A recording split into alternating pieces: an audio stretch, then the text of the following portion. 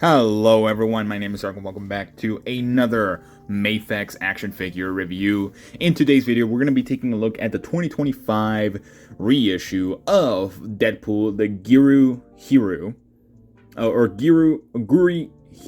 art version. This is not a comic book version, although it very much looks like one. It is a specific artist, I think.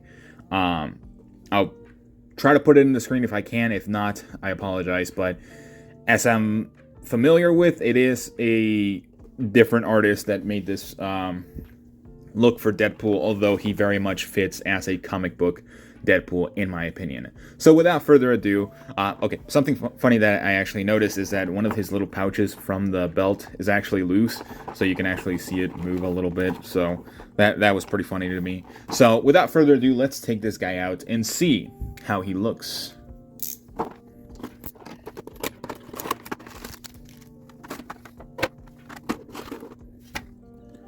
Alright, so here we have Deadpool, and honestly, this is probably the best looking Deadpool we have currently available right now.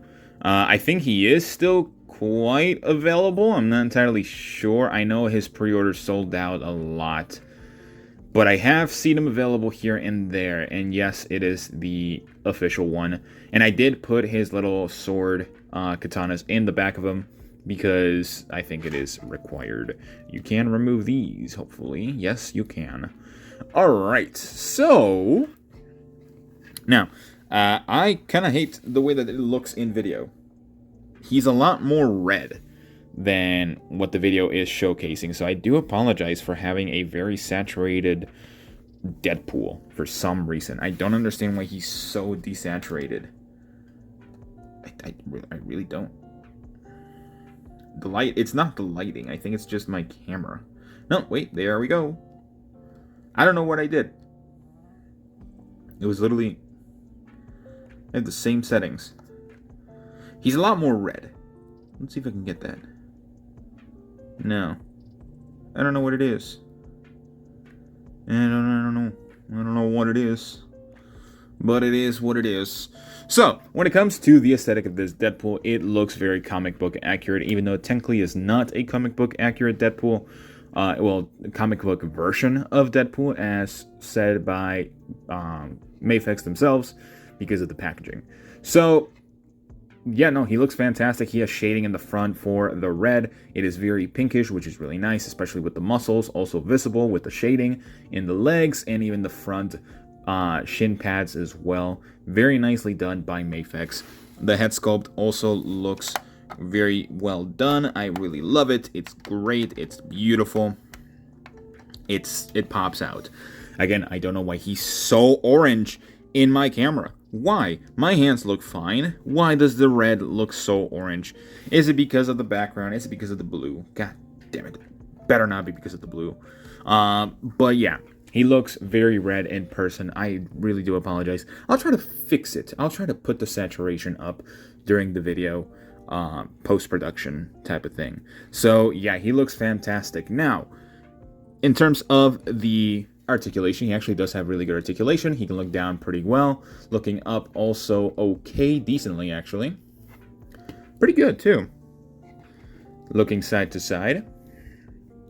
And pivoting to the sides as well. You know, I knew it was going to be kind of like a bad idea to have the swords in the back with them during this review, but it is technically how he's intended to look. The arms do get a little bit above a T-pose. For some reason, my right arm, every single time I try to keep it into this pose, it always pops out. Don't know why. I'm barely doing anything. It's literally just the movement of the figure. So he can get above a T-pose besides that, though.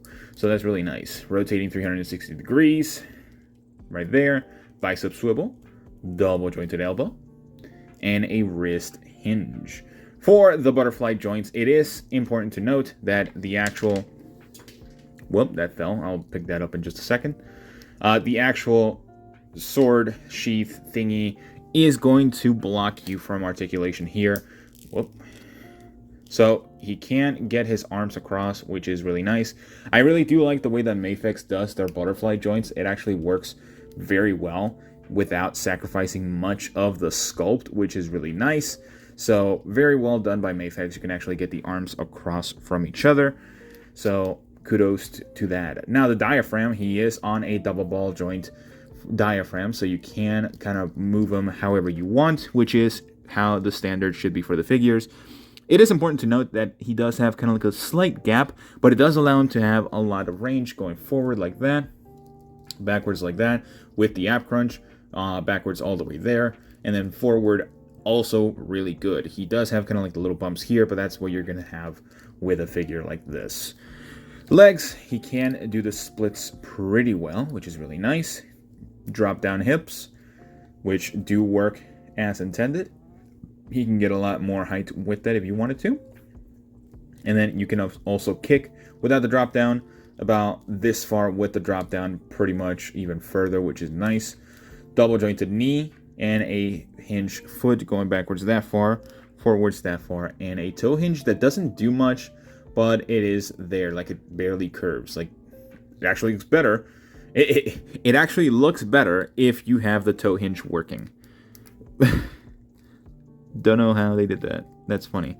So the toe hinge actually makes it look ugly in the boots. So you can see the gap there. You have to put the toe hinge up for it to kind of look natural, but at the same time he will just kind of go forward with it. So yeah, that's definitely a weird choice there. So let's move on into the accessories, because articulation, he kind of nailed it out of the park, which is really nice. And again, something to note is that these are in hinges. How is it? Is that in a hinge? That's in a hinge. That's in a hinge. Is the other one that just fell in a hinge too? Oh my god, they're all on hinges. What the heck? I thought they all broke. They're all on hinges. Is this on a hinge? No, it's not. But this is supposed to be glued back on. I'm going to glue it back when I actually have the time after this video, just so it actually works as intended, hopefully, and it's not fully super glued in. So let's take a look at his accessories, because he actually does come with a lot of stuff. So let's move on to those. Alright, so here are all of the accessories for Deadpool, and I gotta say, it's a lot. So starting out, of course, with the pretty much the accessory that should come with him already attached, but of course it is separate, which is not a bad thing. You can remove the two little sword guards from here for whenever he's actually using them, so it actually looks like they're not there, of course. We do have a squinting, or kind of like winking, more surprised expression, which looks really, really nice. And we also have a squinting, sort of angry expression, which is beautiful. Honestly, pretty decent amount for Deadpool. I kind of wish there was a sort of like very shocked expression with Deadpool with both eyes wide open. That would have been like the cherry on top there. But we do have his two katanas, his two little different symbols, more of the classic look with the, I think it's more of the classic look with the rounded ovals, and then the red look. I don't necessarily know where the red one is, so if anyone knows, please let me know. I would love to figure that out myself, but I'm not going to look it up. I'm too lazy. We do have two pointing gun fingers, two like hell yeah fingers, or so like cowabunga fingers, two extended hands, two grasping hands for the swords, two thumbs up, which is really nice, and two open palm hands, and then two more, or technically gun hands, but he doesn't come with any guns. I don't necessarily know why, but I know, and correct me if I'm wrong, I know there is a certain kind of like depiction in, or kind of like law in Japan, where you can't necessarily give guns to action figures. Because I know their gun laws are quite different over there in Japan. So I know depicting weapons like katanas and like, I guess, blasters are a little bit different. But guns specifically is a little bit harder to actually put into a figure, which I completely understand. Not a big deal. Although Bandai can do it. So I don't necessarily know why. So, again, correct me if I'm wrong. I would love to know. So if anyone knows down in the comments, let me know. Let me know. But, going into my final thoughts, and I definitely want to make this a lot quicker than the Wolverine video. This figure is fantastic. I actually do think that he does not have that many flaws. My only issue with my figure is that his right arm pops off too easily, but that's pretty much it. I have no other issue with this figure. So hopefully in the actual video, you can actually see the super saturated colors. He should be a lot more red pinkish. So as an overall final score, I'm going to give this figure a 9 out of 10. It's a really good figure. So yeah, the only real reason why I'm taking down a point is because, again, like how I mentioned with Wolverine, accessibility for the figure can be scarce and a little bit tricky to actually get your hands on this figure. I might be completely wrong. It has been a while since I actually looked at the availability for this figure, but I know that he has sold out in a lot of pre-order websites. I know Big Bad Toy Store sold out. I know Ami. I think Ami sold out, but I'm not entirely sure. But I know Hobby Genki and also Nin Game had sold out in their pre-orders. Although I do think I did see this Deadpool available on Nin Game. So yeah, take that with a grain of salt.